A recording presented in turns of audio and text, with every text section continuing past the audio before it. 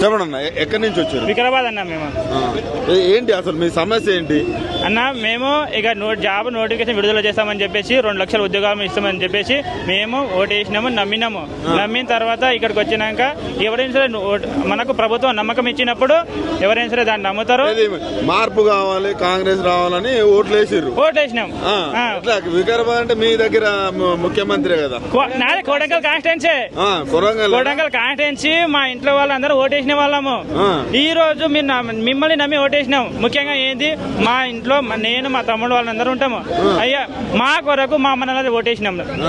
మా కొరకు, ఎందుకంటే పిల్లలకు ఉద్యోగాలు వస్తాయని చెప్పి 1,50,000 2 లక్షల ఉద్యోగాలు ఆల్రెడీ ఇచ్చినట్టు. వాళ్ళ నీకు ఉద్యోగం రాలేదా?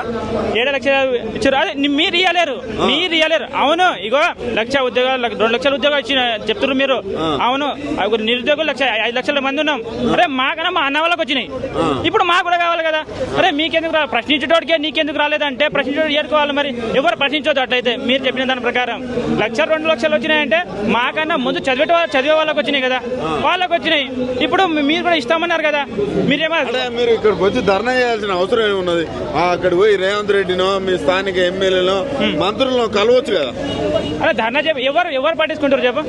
అసలు ఎవరు పట్టించుకోవట్లేదు. ఇక్కడికి వచ్చి ధర్నా చేస్తేనే పట్టించుకోవట్లేదు. అక్కడికి వెళ్ళి పట్టించుకుంటే ఎవరు పట్టించుకుంటారు చెప్పనా? ఎవరిని అడుగుమంటారు? అక్కడికి వెళ్ళి కాన్స్టిట్యూన్సీలోకి వెళ్ళి ఎవరిని అడగాలి?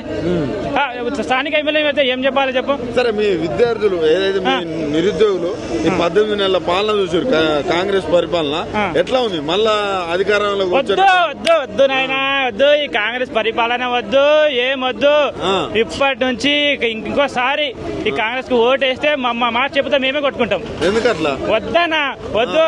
ఆ తర్వాత మా బతికేదో మేము బతుకుతున్నాం ఇక. కానీ మళ్ళీ మీ నియోజకవర్గం సీఎంఏ కదా, మరి ఘోరంగా మాట్లాడుతున్నావు, వద్దు అంటున్నావు. అంత బాధ ఏమైంది నీకు? అరే అన్న, ఇగో వీడికి వచ్చి హాస్టల్ ఫీజులు, మా ఖర్చులు, మా బట్టలు, మేము ఏం చేయాలి? మా ఏజ్ అయిపోతుంది. మా ఇంట్లో వాళ్ళ ఇంట్లో పరిస్థితి బాగాలేదనా. మా అమ్మకు మా నాన్నకు అసలు చేత కావట్లేదు వర్క్ చేయడానికి. అసలు ఏం చేయాలి తల్లి? మేము పని చేసుకోవాలన్నా, నువ్వు జాబ్ చేసుకుంటావా లేదా అని చెప్పేసి ఇంటికి పోయి నా సంవత్సరం అయిందనా. ఇంకే బాధ ఎవరికి చెప్పాలి చెప్పు?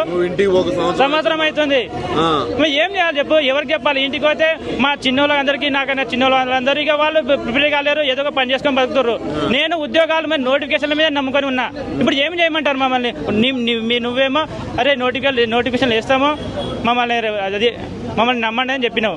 ఇప్పుడు ఏమో నోటిఫికేషన్లు ఏం లేవు. స్థానిక సంస్థల ఎన్నికలు కూడా వస్తున్నాయి. ఎన్నికల కాంగ్రెస్ పార్టీ గెలిచే అవకాశం ఉందా? అస్సలు లేదు. మీరు మాత్రం మీరు కొడంగల్ వాసి లేదు, గెలవదు. ఈ విధంగా ప్రవర్తిస్తే గెలవదు. ప్రభుత్వాన్ని కూడా కొద్దిగా మార్చుకోవాలి.